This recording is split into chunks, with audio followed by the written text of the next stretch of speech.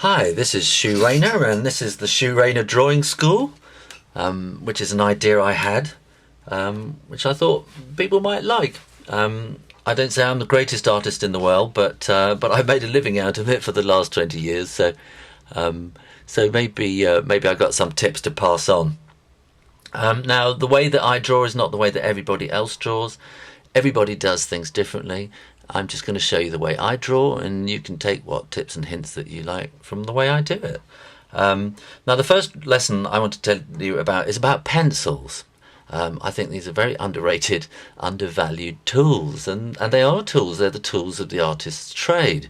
And just like if you're a builder, you have drills and spades, and you respect your tools, you want to respect the good old pencil. And I do a lot of my drawings are in ink, but I draw in pencil first, and I make all my mistakes in pencil, and then draw in ink on the top and rub away. So the thing I'm always amazed by, I watch people. This is a nice soft 7B pencil. I'm gonna get a harder pencil. This is an F pencil. I see people hold pencils like that, and they kind of attack the paper, and they dag it like it's a dagger. And the trouble with that is, I mean, you can see here where the pencil itself is almost breaking, and bits of lead are coming off. If you press really, really hard in the paper, then if you make mistakes, it just doesn't want to rub out. And if you've had that problem before, I want you to lighten up. So this is actually a much softer pencil. Things that start off called F or H, anything with an H in it, is going to be quite hard. B stands for soft. I don't know why. I ought to look that up, shouldn't I?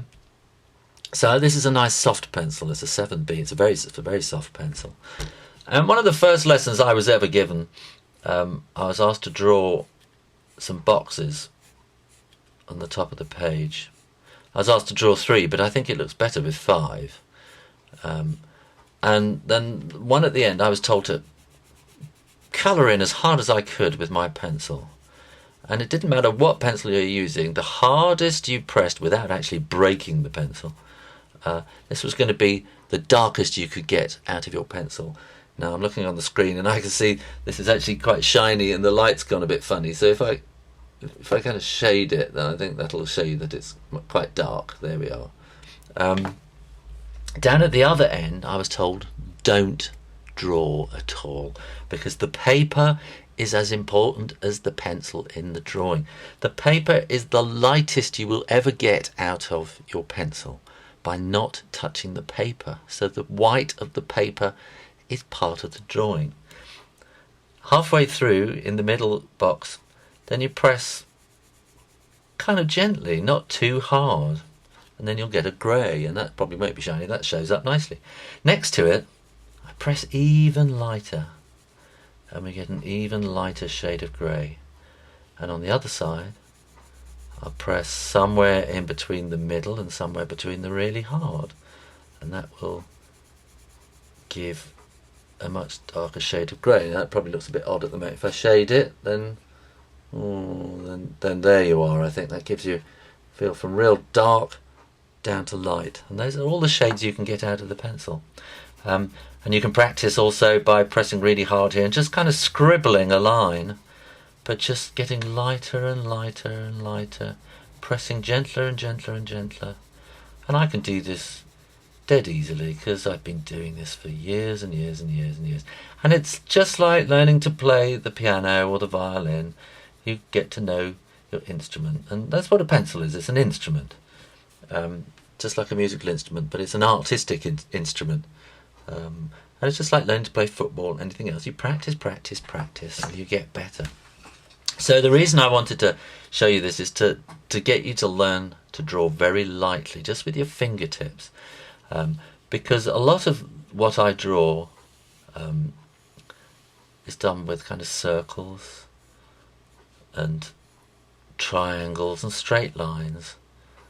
And a couple of circles there, like that. And I draw very, very lightly, and I make all my mistakes like that. And I could go like that and think, oh, I don't like the body like that, I want the body to be coming in like that or something. But it doesn't matter, because I can rub those lines out. Now here I'm using a Sharpie permanent marker, which is not what I usually draw with. I'm using it because it dries very quickly, and I haven't got time to wait for ink to dry on this video. So I'll just use those pencil lines as my guides to what I'm going to draw. And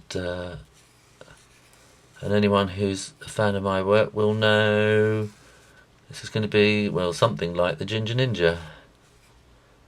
It's a long time since I actually drew the Ginger Ninja book, so I probably draw him differently now.